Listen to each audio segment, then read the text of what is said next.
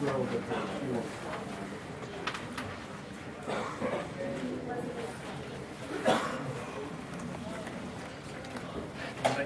playing Portland against them. Okay, we'll continue now with our post-race here at the 15th Annual Cobalt Tools 400 at Las Vegas Motor Speedway. Our third place finisher and our points leader after the first three events of the 2012 season is Greg Biffle. And today he drove the number 16 3M McGuire's Ford for Roush Fenway Racing. Greg, we were talking on Friday in here just about a very good start for your race team. You're the points leader now going to Bristol. That's pretty good. Yeah, it's certainly started off to be a good season for us so far. Just plain and simply, Matt Fuchsia is the reason why we're running and competing and finishing where we are.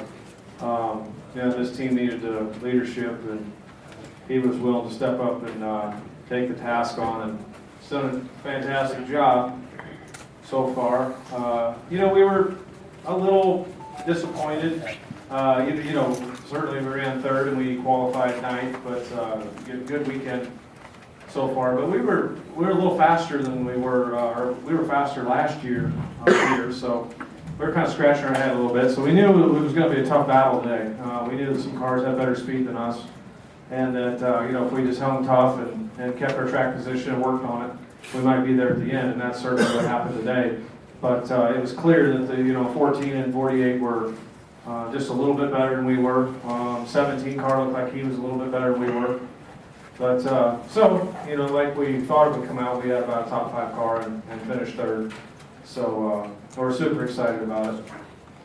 But there again, we want to win like the 14 car did today. So we're gonna keep our heads down and keep working hard.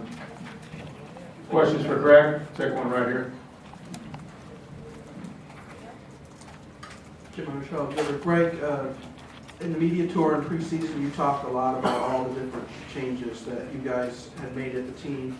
How much of all of that in this first 3 weeks can you tell has made a difference in where you are right now? Yeah, it's has all to do 100% to do with where we're at right now. That's why we changed it and put the crew chief in charge last year, and then we kept handcuffs on him. Wouldn't let him change any people or change out guys as he went 2, 3, 4, 5, 6 weeks into his job. So we waited until the off season. I say we, Robbie and all the guys waited until the off season to make the changes, because we were waiting to figure out what we were going to do with the 6 car. So we were waiting to see what was going to happen if we get, because it would determine whether we got a sponsor for the 6 or not. So we had the downsides. We're going to have a bunch of people that we could move internally around the company. So Matt got to, really, with free reign, I think, got to pick, the guys he wanted on the 16.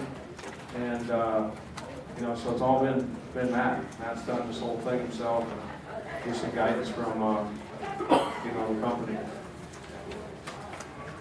Any other questions? Go ahead, Mike.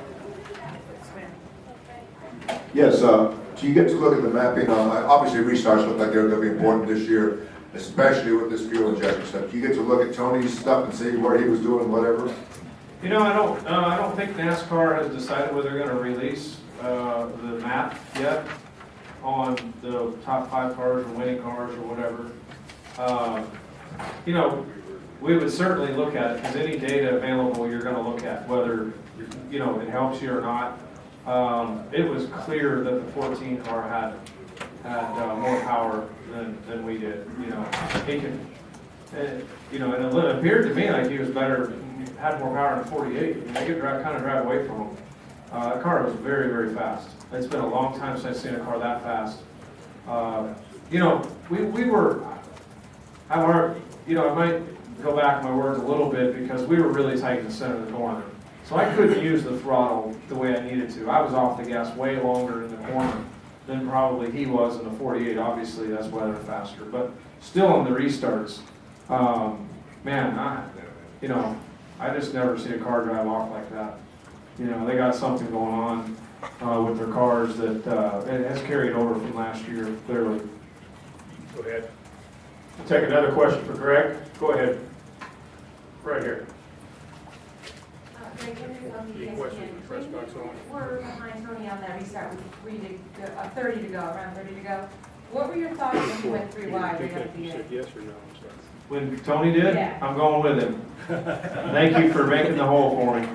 And, you know, that was the difference between my car and his car. I was able to pull up on this bumper going down in the corner, but my car started sliding the nose on the bottom. And sliding up, and I had to come out of the gas, or I was going to get into the 2 car.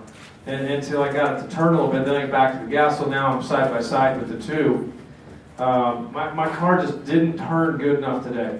That's what I lacked. And we fought loose in practice and kept working on it. And finally, at the end of the day, we got it to where it was pretty good. And today I was just too tight, right for a drop from the green. And we just kind of pecked at it. We should have taken 2-3 rounds of wedge out. We took a half a round out, raised the track bar half a round or 1 round, and I just was not aggressive enough. I should have taken 2-3 rounds out of it, or raised the track bar a half inch, or maybe pulled a rubber out of the left rear, and I would have been maybe up their tailpipe a little bit more at the end there. But it's we had a good run. Even then, I don't know if we had a car that was fast enough. Go ahead, Al. Yeah, Greg Al Pierce from Auto Week. Is clean air so important that if you're not up there, you basically aren't going to pass anybody? Yeah, it's just so important. Not quite so much here. I mean, it's very important, but here you can move around a little bit. But because you can run the bottom in 1 and 2, or run the top, and you can kind of do the same down here in 3 and 4. But there were several times I would get within, it seems like it's further distance behind them. I'd get within 15 car lengths of the 48 car, and my car just stopped. I couldn't get any closer. So then I'd start crisscrossing around and running the bottom, and I was stuck way up on him. Now I'm within 8 car lengths of him, and I go down to 3 and 4, and I try and run above him, and it starts sliding the nose, because of the dirty air, and then we come off the corner, and we're about back to 15 car lengths. So, you kind of move around the racetrack cat and mouse, but yeah, definitely the guy up front has got it made, and it makes a big difference about everywhere we go. Let's go upstairs, press box. Questions? Any questions? Lee Spencer, Fox Sports. Greg, on that final restart when the 3 Roush cars went 3 wide, did you have an idea what was going on between the 99 and the 17? And on Tuesday, how uncomfortable do you think it's going to be in the team meeting? Well, I mean, you got to get what you can get. We saw the 14 go 3 wide on the 2 car. And unfortunately, these days, you got to race each car like you have to, your pass for the position. Now you're not probably gonna, put the guy out in the weeds, and jeopardize him, wrecking. But,